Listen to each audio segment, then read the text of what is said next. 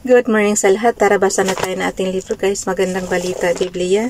Today is 10 July 2024. Nandito na tayo sa ang aklat ng Ezekiel. Panimula. Pakisabayan ako ng basa para pare-pareho tayo dito matuto.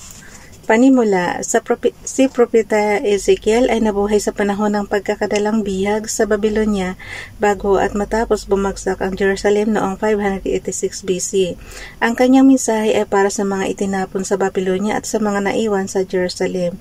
May 6 na pangunahing bahagi ang aklat na ito. Number 1, ang pagkatawag ng Diyos kay Ezekiel. Number 2, mga babala tungkol sa kahatulan ng Diyos at sa darating na pagkawasak ng Jerusalem. Number 3, mga pahayag ni Yahweh tungkol sa kanyang hatol sa mga bansang umapi at nagligaw sa kanyang bayan. Number 4, pag-aliw para sa Israel matapos bumagsak ang Jerusalem at pangako ng isang mas maningning na hinaharap.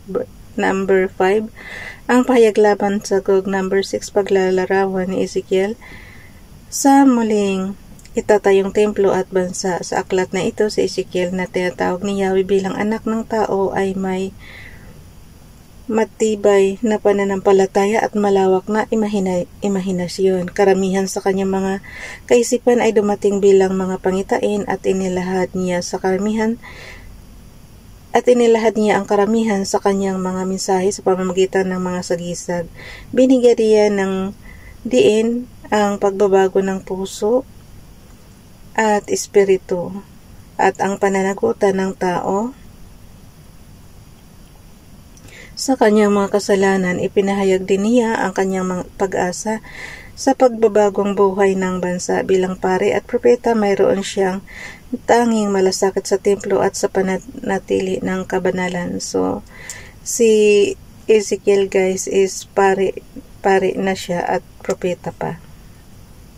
So, nilalaman, ang pagkatawag kay Ezekiel, chapter 1, verse 1 to chapter 3, verse 27, mga pahayag ng kapahamakan sa Jerusalem, chapter 4, verse 1 to verse 24, at to chapter 24, verse 27, ang kahatulan ng Diyos sa mga bansa, chapter 25, verse 1 to chapter 32, verse 32, ang pangako ng Diyos sa kanyang bayan, chapter 33, verse 1 to chapter 37, verse 28. Ang hula laban sa Gog, chapter 38, verse 1 to chapter 39, verse 29. Isang pangitain tungkol sa templo at lupain sa hinaharap, chapter 40, verse 1 to chapter 48, verse 35. So, ibig sabihin guys, ang book of Ezekiel is hanggang chapter 48, verse 35. So, umpisa na natin ng basa. Chapter 1 na tayo. Kaya ko tinitingnan yung likod, tinitingnan ko kung mahaba-haba. Ang pangitain tungkol sa kaluwalhatian ng Diyos. Ezekiel chapter 1 verse 1. Akong si Ezekiel ay isa sa mga dinalang bihag sa baybay ng Ilog Kibar noong 5 araw ng 4 na buwan ng 30 taon. Nabuksan ang langit at isang pangitain mula sa Diyos ang aking nakita. Verse 2. 5 araw noon ng 4 na buwan ng 5 taon ng pagkatapon kay Haring Jehoiakim. Verse 3, ako na isang pari at anak ni Bulsi ay nasa Babylonia sa baybayin ng Ilog Kibar nang magpahayag sa akin si Yahweh. Verse 4, nang ako'y tumingala, naramdaman ko ang malakas na hanging nagmumula sa hilaga at nakita ko ang makapal na ulap na nalilikid ng liwanag. Tuwing kikidlat, may isang bagay na kumikislap parang makinang na tanso. Verse 5, sa sentro ng bagyong ito, may 4 na nilalang na buhay na anyong tao. Verse 6, sila'y may tig-4 na mukha at pakpak. Verse 7, tuwid ang kanilang mga binti, ang mga paa nila'y parang paa ng guya at tila makinang na tanso. Verse 8, nasa ilalim ng kanilang mga pakpak ang kanilang mga kamay na parang kamay ng tao. Verse 9, magkakadikit ang kanilang mga pakpak, hindi na sila kailangang pumihit saan man nila gustong pumunta sapagkat nakaharap sila kahit saan.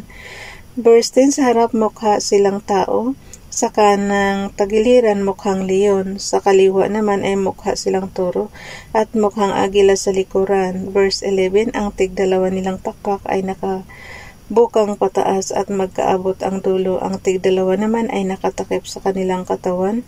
Verse 12, hindi na nga sila kailangang pumihit saan man nila gustong pumunta sapagkat nakaharap sila sa lahat ng dako. Verse 13, sa gitna nila ay may naglalagablab na apoy na parang sulo at nagpapalipat-lipat sa apat na nilalang na buhay.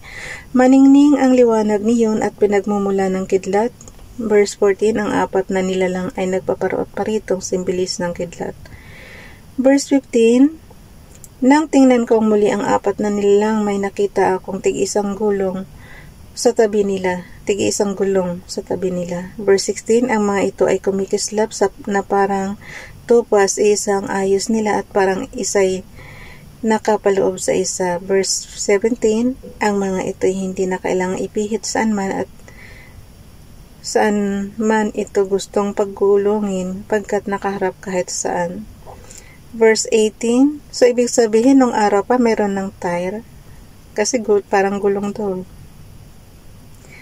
Okay, ulitin ko ha. Verse 16, ang mga ito ay verse 15 pala. Nang tingnan kong muli ang apat na nilalang, may nakita kong tig-isang gulong sa tabi nila. Hindi ko alam kung sino founder ng paggawa ng gulong guys, pero nakita niyo naman nung unang panahon pa mayroon nang siyang nakikitang gulong. Kasi di ba bawat kailan lang naman tayo nagkakaroon ng mga sasakyan. Pero ito meron na Ako sa bagay may kalisan na nung araw, so gagamit rin ng gulong yun. Pero hindi ko alam kung anong klaseng gulong ito. Basta meron siyang gulong. Yung tire ba guys sa mga sasakyan. Okay, verse 15. Nang tingnan kong muli ang apat na nilalang, may nakita kong tig-isang gulong sa tabi nila. Verse 16. Ang mga ito ay, so hindi natin alam kung sinong founder talaga ng paggawa ng gulong guys. Kasi nung araw mayroon na talaga. Verse 16. Ang mga ito ay kumikislap na, what I mean founder is yung nag-i-invent ba? Yung inventor. Kasi di ba bawat bagay dito sa mundo natin is may mga inventor, yung mga scientist. So, ito hindi natin alam kung sino kung sino inventor ng gulong. Verse 16, ang mga ito ay kumikislap na parang tupas, isang ayos nila at parang ang isa'y nakapaloob sa isa. Verse 17, ang mga ito ay hindi na kailangang ipihit saan man ito gustong pagulungin pagkat nakaharap kahit saan. Verse 18, ang bawat gulong ay puno ng mga mata sa palibot. Hala. So, ibang klaseng gulong ito. Ang bawat gulong ay puno ng mga mata sa palibot. Verse 19, paglakad ng apat na nilalang. Pag kayo ba nakakita ng ganitong nilalang guys, hindi kayo matatakot. Yung description niya, parang nakakatakot na. Verse 19, paglakad ng apat na nilalang, kasunod ang mga gulong, kapag sila'y tumataas din ang mga gulong. Verse 20, saan man gumawi ang apat na nilalang, ay kasunod ang apat na gulong pagkat ang apat na nilalang ay nagpapagalaw sa apat na gulong. Verse 21, kaya paglakad ng apat na nilalang, lakad din ang mga gulong, pagtigil naman, tigil din sila, pagtaas-taas din sila. Ano man ang gawin ng apat na nilalang ay ginagawa ng apat na gulong. Pero pag imagine niyo yung gulong guys, maraming mata yan. Maraming siyang mata.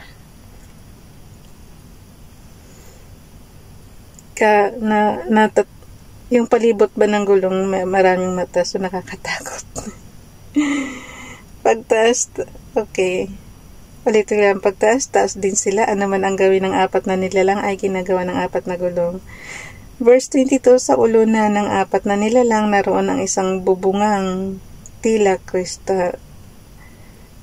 Sa ulunan guys, ng apat na nilalang naroon ang isang bubungang tila kristal. Verse 23, sa ilalim nito ay magkakaabot na nakabuka ang tigalawang pakpak ng apat na nilalang at ang tigalaway nakatakip sa kanilang katawan. Verse 24, nang sila'y lumipad parang lagaslas ng malaking baha ang dinig ko sa pagaspas ng kanilang mga pakpak, parang ugong ng tinig ng Diyos na makapangyarihan, parang ragasa ng isang malaking hukbo.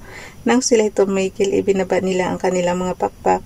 Verse 25, at mula sa ibabaw ng bubungan, narinig ang isang malakas na tinig nang tumigil nga ng paglipad ang apat na nilalang binayaan nilang nakalaylay ang kanilang mga pakpak. Verse 26, sa ibabaw ng bubungan naroon ang tila na tronong yari sa safiro, at may nakaupong parang isang tao. Verse 27, mula sa baywang nito pataas ay may nagniningning na tila makinis na tanso, sa ibaba naman ay may nakapalibot na apoy na nakakasilaw. Verse 28, na ang kulay ay parang bahaghari. Ganyan ang katulad ng kaluwalhatian ni Yahweh na makita ko ako'y nagpatira pa at may narinig akong tinig.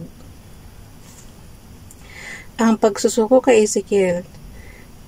Ezekiel chapter 2 verse 1, sinabi sa akin ng tinig, Ezekiel, anak ng tao, tumayo ka at may sasabihin ako sa iyo. Verse 2, kasabay noon nilukuban ako ng kanyang espiritu at itinayo ako upang pakinggan ang kanyang sasabihin. Verse 3, ang sabi niya, Ezekiel, anak ng tao, susuguin kita sa Israel sa bansang Suael, pagkat mula sa kanilang ninuno naghihimagsik na sila sa akin hanggang ngayon.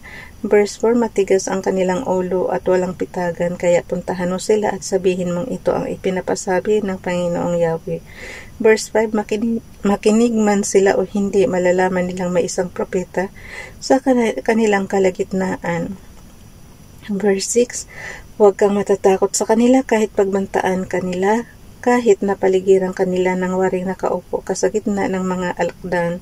Huwag kang masisindak sa kanila, bagamat sila'y talagang mapaghimagsik. Verse 7, sa makinig sila o sa hindi, sabihin mo sa kanila ang ipinapasabi ko sa iyo pagkat sila'y talagang mapaghimagsik.